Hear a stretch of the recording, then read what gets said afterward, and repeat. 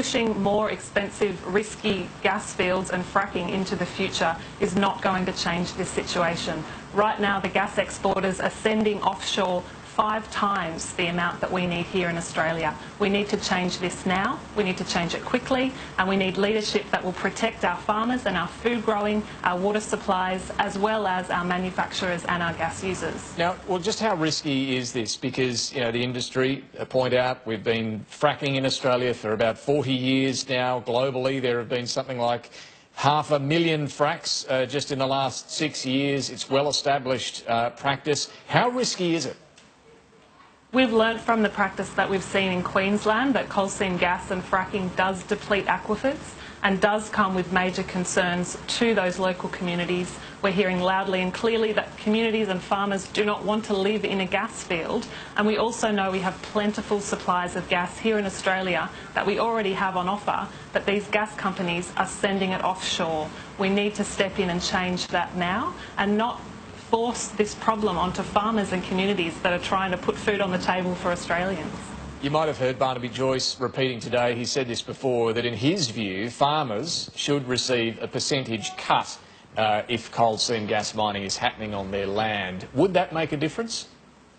Most farmers that we talk to across Australia want to see their water protected, and they want to see their farms as viable for their children and their grandchildren.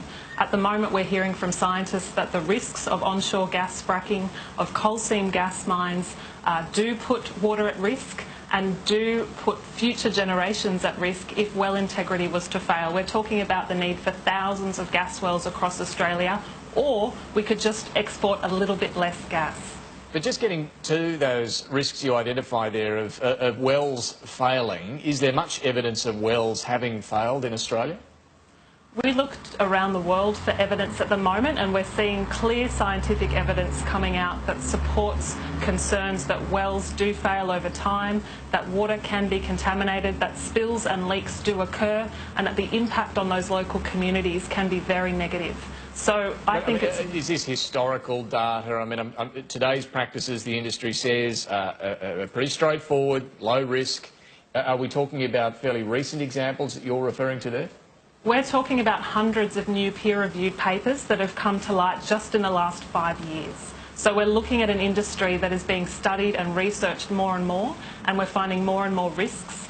Countries around the world are banning this practice, and here in Australia, many state and territory governments have made a smart move to put the brakes on, to do the research properly and not force people to deal with these pollution hazards. We can simply export a little bit less gas today and stop this problem and stop the blame game on our food producers. And the two issues you've identified there, one is, you know, the potential for a well to collapse, but the other one, the water aquifer, the amount of water then that is available to farming.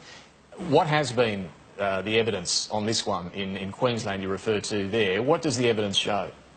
It shows that coal seam gas wells use a lot of water and can deplete aquifers. Here in New South Wales, we're looking at the Narrabri gas project. Scientists have shown that it could deplete the local aquifer by 2 metres, so we're looking at a drop of 2 metres. That will have an impact on farmers, and that's one of the reasons why that project hasn't moved forward, because it could be a huge impact to local water users, and we don't want to put water supplies at risk. Well, Naomi Hogan from Lock the Gate Alliance, appreciate your time this afternoon. Thank you.